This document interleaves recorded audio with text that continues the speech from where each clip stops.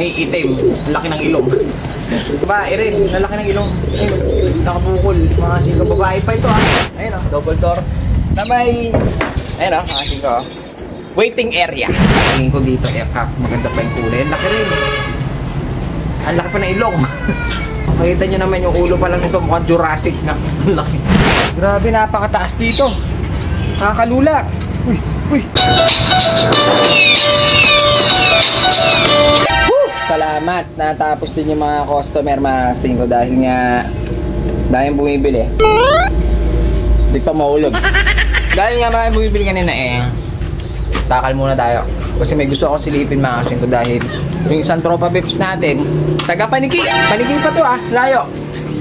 Nagdala sa atin ng kalapate, 5 piraso lang. Kaso, nagutom ako. Kaso, medyo gusto ko siyang silipin mga 5 yan Maliit lang yung box niya dahil 5 piraso lang to.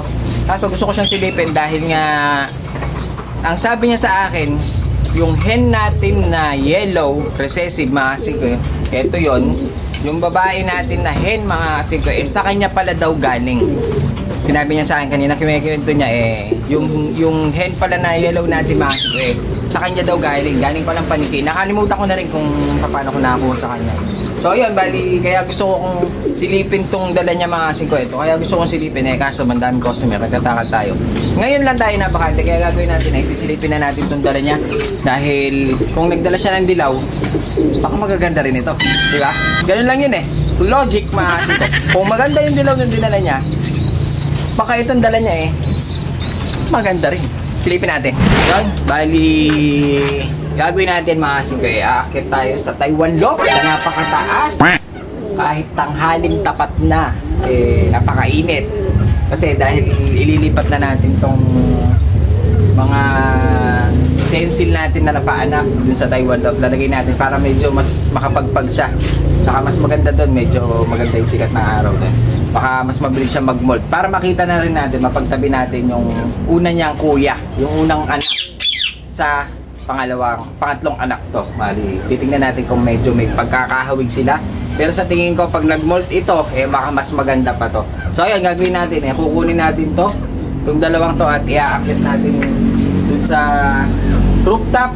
Ayan, nakita nyo napakataas mga 5. Nakakalula. Grabe, napakataas dito. Nakakalula. No. Hindi, meron palang bubong. May bubong. Bali, nasa rooftop tayo.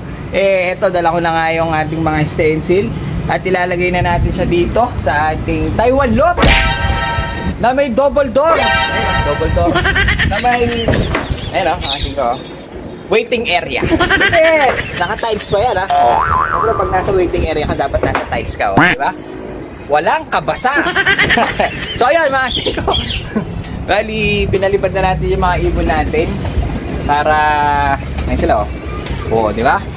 Para mailagay na natin tong mga young bird na to dahil wala pang viewing to. Medyo alakanin nga ako paliparin to dahil baka pag lumipat ng bahay to ng bubong mga 5 hindi na akin to.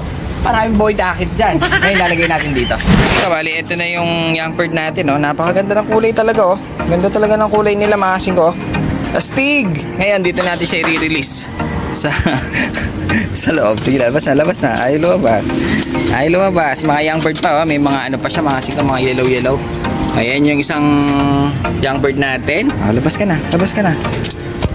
Ito yung pangalawa. Ayun na, 5 napakaganda ng kulay. Bali, ito na yung huling paanak natin dun sa stencil mga 5. Ayan siya diba? Kung napakaangas.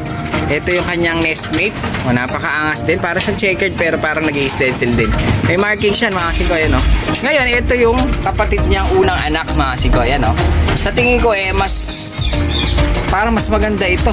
Baka pag naglugon kasi ito baka mas maganda ang dating dito dahil ito talagang parang brown lang, konti lang yung pumuti sa kanyang glaze.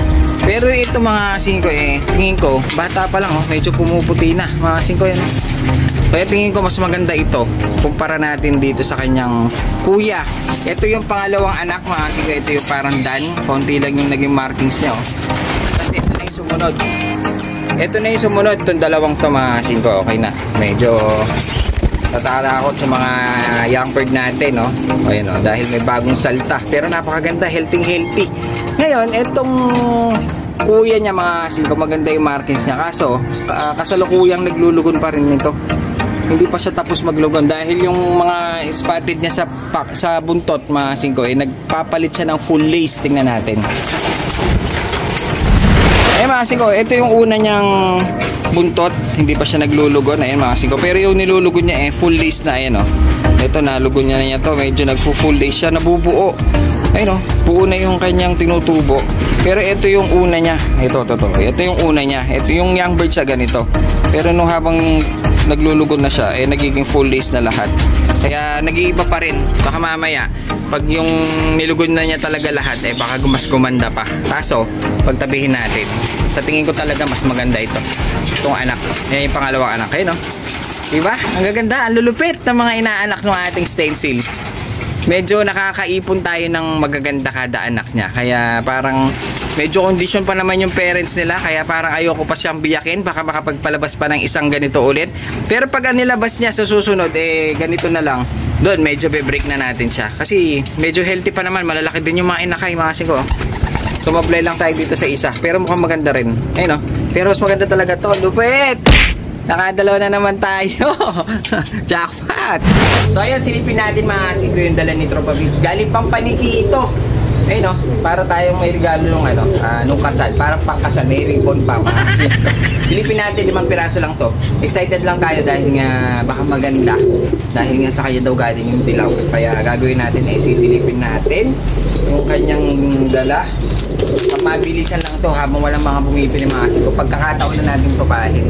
Pag may bumili, cut na naman ang video. Nahihirapan tayo mag-edit. So yan, bali. Parang tayo nagbubukas na regalo. Gift bird, parang ganun mga singko. Bali ito 5 lang daw. Pero sinisilip ko dito dahil malaking butas niya mga singko. Sinisilip ko parang mga puti Parang walang dilaw. So ayan, sige na, open na natin. Sinasabi ko na nga ba, puro puti. Ito, bali ang sinabi niya sa akin, lahat daw na may clip ring na yellow, puro babae. Kaya tingin ko dito sa pure white siya. Sige, pero ang laki ng ilong. Pure white na malaking ilong, babae pala ito. Maganda siya, maasin ko. Kasi nga, bubukol yung kanyang ilong. Ayun, nakabukol. Babae. Ilan ba to? Ito pa, may puti pa isa. Ito kasi ko, babae rin. Ayun, meron siyang may clip ring na dilaw Bali ito babae rin. Malaki rin ng ilong. Kasi ko yun, malaki rin ng ilong niya. Pure white. Kala ko yellow. Dumi lang pala. Ito, kung may pure white kasi ko may itim. Malaki ng ilong. Baka lalaki to, kasi ko, laki Baka ng ilong. Ay hindi, babae rin siya. Meron din siyang clip ring kasi ko na yellow. Ibig sabihin, ito parang babae rin. Nalaki ng ilong. Nakabukol. Kasi ko, babae pa ito Ganda. Yung mga jackpot tayo ngayon. Ayun, ganda ng kulay. Pure black na may white flag. Na babae. Kasi meron siyang clip ring. Sabi niya kasi, pag may clip ring na dilaw, kagaya na ito kasi ko, mga babae. Ito yung tanda niya. Ayun, parang tayo nag-i-snow. Pumapagpag kasi ito mga sinak ng ilong. Grabe. Head pa to. So ayun, dalawa na lang. Okay, itsura na itong dalawang nito.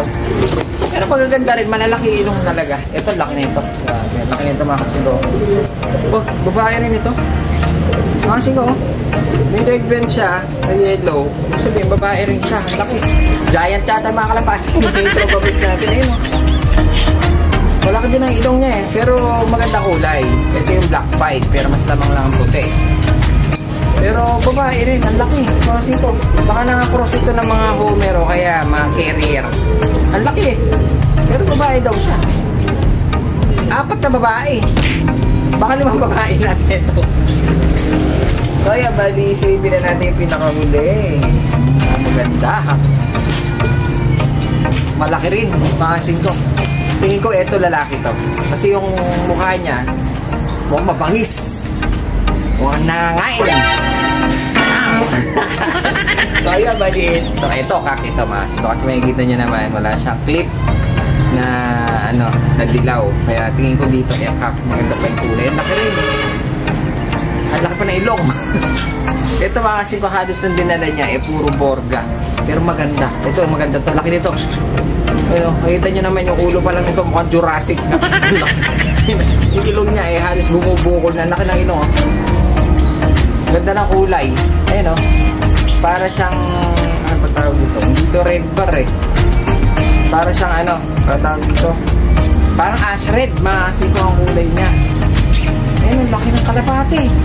Bagay na bagay ito dun sa may puti na huli natin kinuha din. Dahil nga, parang mas malaki lang ito ng konti. Sa hinawakan ko, sa pagkahawak ko, makita niya laki yun. Hawak na tayo ng isa.